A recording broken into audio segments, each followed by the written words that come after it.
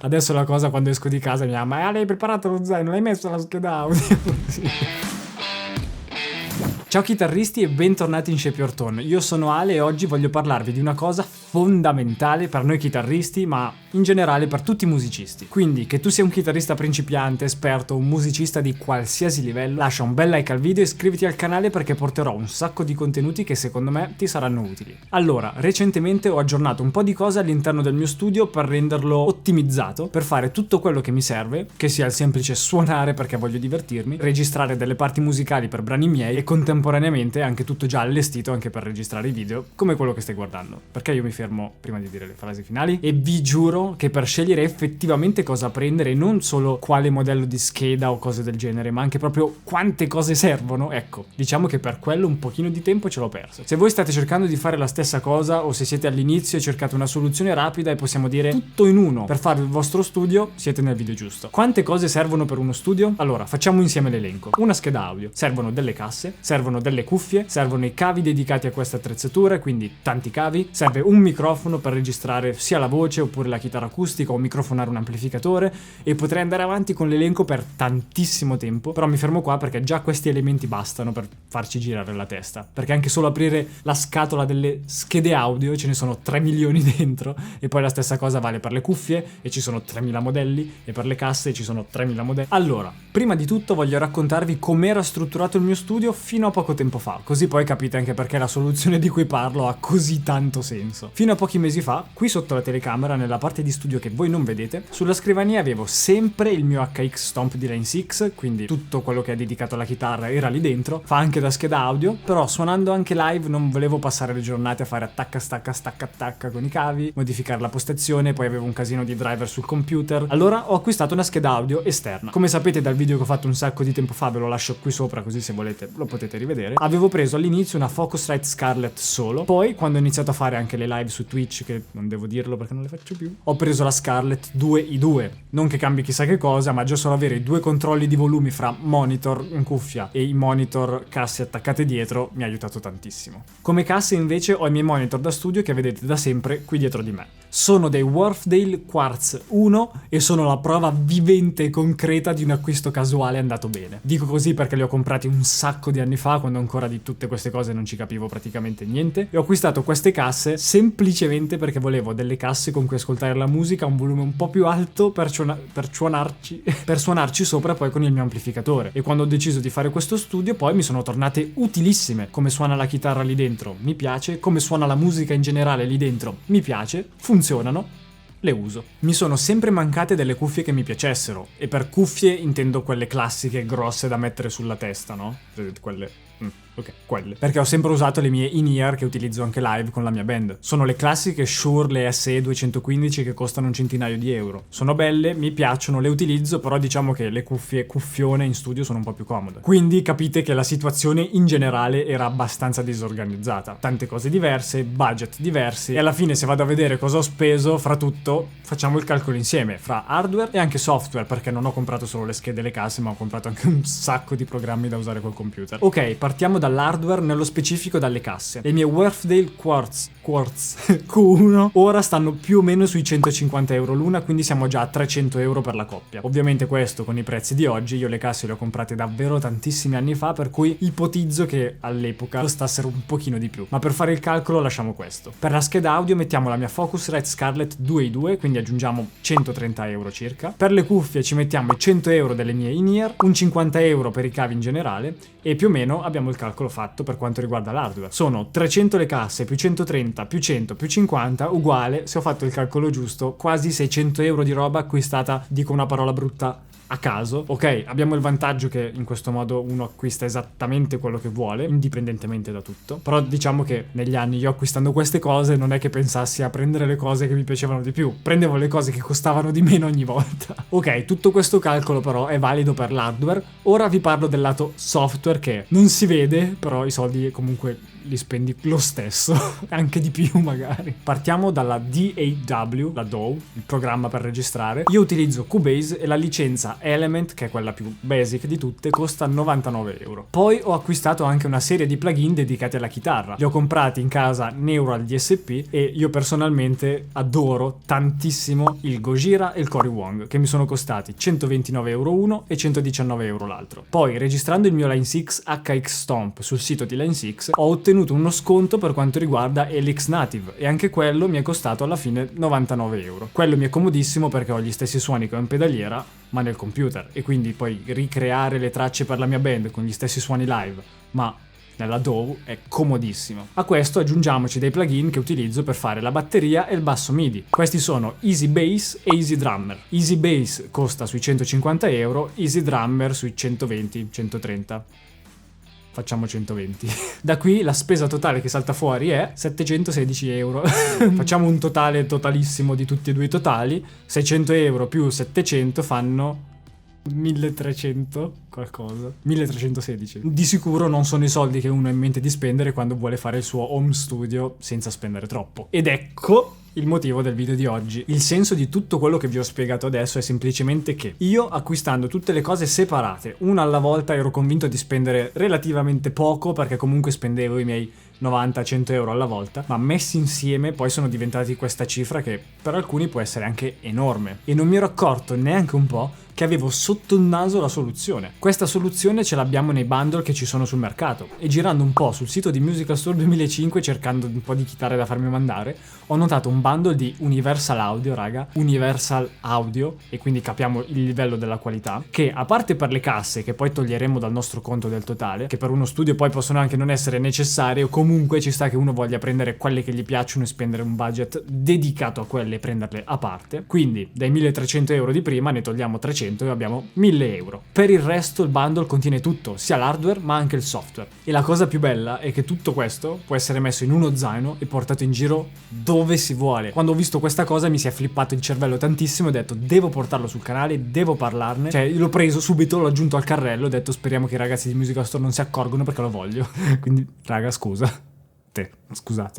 Il bundle è composto da una scheda audio Volt 276, quindi una delle nuove schede audio di Universal Audio, che tra l'altro è rivolta anche a un pubblico un pochino più entry level. Di sicuro non sono schede audio che costano migliaia e migliaia di euro, per un pubblico non super professional, ma un pubblico che ha il suo home studio e vuole una bella scheda audio. Tra l'altro ho visto anche la Volt 1, che secondo me se la gioca tantissimo con le Focusrite anche per il prezzo. Quella secondo me è diventata la nuova miglior scheda audio economica. Insieme alla scheda abbiamo anche un bel microfono e un paio di cuffie che funzionano veramente bene, tra un attimo le vediamo. Il formato della scheda audio è più o meno quello della Scarlett 2i2, ma c'è un pochino di ciccia in più. Abbiamo i due canali, quindi input 1 e input 2, con il bottone instrument esattamente come su tutte le schede audio.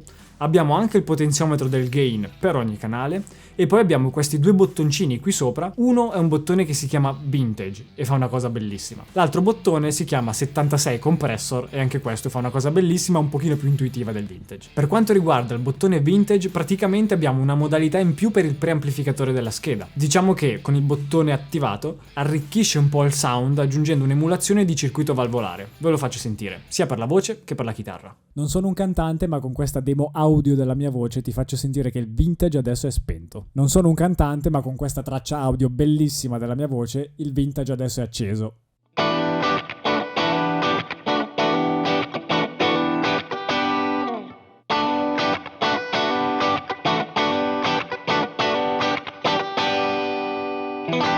L'altro bottone invece aggiunge subito il compressore, famosissimo di Universal Audio chiamato 1176, e la cosa più bella è che questo compressore qui dentro è analogico e aggiunge chiarezza e punch a tutto quello che ci facciamo passare, che sia la voce, la chitarra, il basso, tutto, e anche qua ve lo faccio sentire. Non so ancora cantare dopo 2 anni dall'altro video, ma in questa demo audio il compressore è spento. Questa volta so cantare, ho imparato a farlo, ma non lo faccio di proposito perché no, e adesso il compressore è acceso.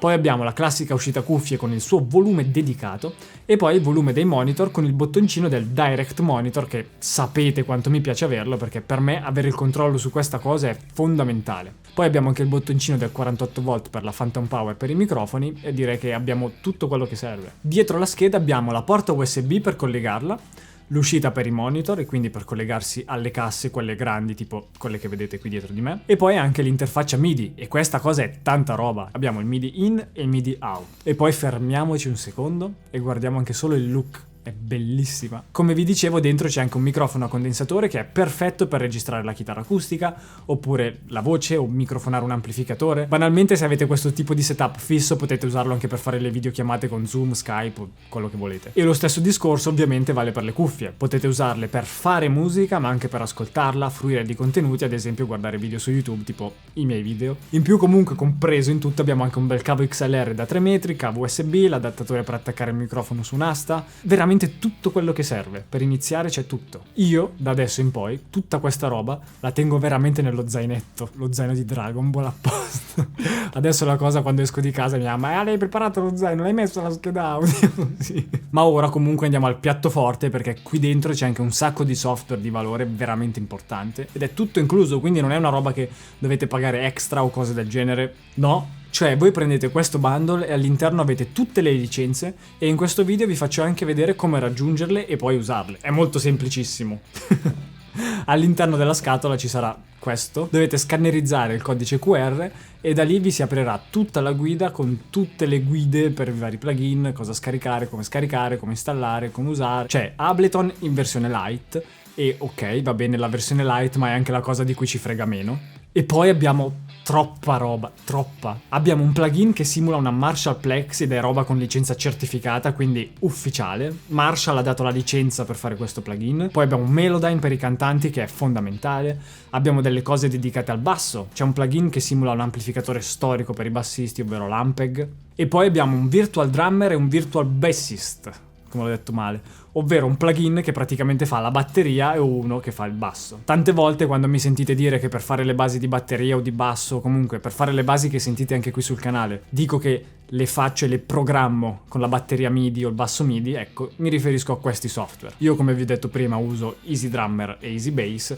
Qui ne abbiamo altri due che fanno praticamente la stessa cosa. E sono utilissimi questi programmi, al contrario di quello che dicono i puristi, come tutte le cose che dicono i puristi. Se abbiamo anche un batterista finto nel computer, noi possiamo fare subito una demo che suona bene e renderci conto a livello artistico se quello che stiamo facendo ci piace oppure no. Ed è un po' diverso da registrare in sala prove con il telefono. Tutto qua. Insomma, tutte queste cose, tutte unite, diciamo che sono un bel calcio in avanti alla nostra creatività. Poi abbiamo un sacco di cose utili per il mix e poi soprattutto abbiamo Labs di Spitfire Audio. E qua abbiamo un plugin che a me piace tantissimo, perché dentro questo plugin ci sono tantissimi plugin. Pianoforte, sintetizzatori, orchestra, insomma tutto quello che non è una band qui dentro c'è. E praticamente, se mettiamo insieme tutti i vari software che abbiamo tutto quello che serve per produrre musica di qualsiasi genere musicale in maniera anche, non dico professionale da studio di registrazione, ma tanta roba. Ma adesso parliamo anche di costi, perché abbiamo fatto tutto l'elenco prima e adesso vi dico che questo costa 15.000 euro, è inutile.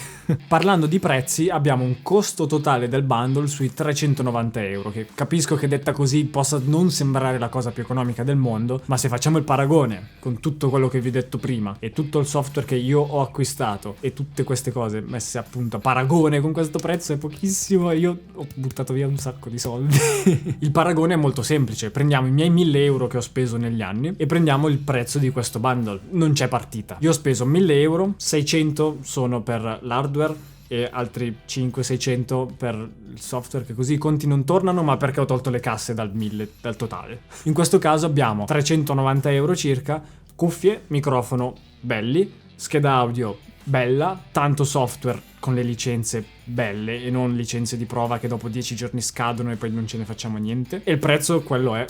Fine. Ah, e poi per aumentare anche ancora di più tutto il discorso portabilità che vi ho detto prima, rispondo a una domanda che mi fate molto spesso sotto a video tipo questo: ma quella scheda audio lì è compatibile con iPhone, iPad, dispositivi mobile, cose del genere? In questo caso sì, quindi potete attaccare la scheda audio al vostro iPhone, al vostro iPad e registrare ovunque. E io a questo punto del video voglio ricordarvi ancora una volta del perché tutta questa cosa che io vi ho detto in questo video è utilissima, perché registrarsi per un musicista è importantissimo e ci tengo così tanto che le persone abbiano un minimo di consapevolezza su questo argomento. Vi lascio qui sotto in descrizione 2 link. Uno è il bundle di cui vi ho parlato all'interno del video, così potete cliccare, aprirlo e vedere tutte le specifiche tecniche, e poi il secondo link è un mio videocorso gratuito sull'home recording. In quel videocorso vi spiego tutte le basi, dalle configurazioni della DAW, insomma tutte le cose di base che servono per iniziare a registrare, così se non lo sapete fare imparate. E poi mi raccomando, antennine tirate su, perché sul sito poi uscirà una cosa ancora più bella sempre per quanto riguarda l'home recording. Io ve l'ho detto.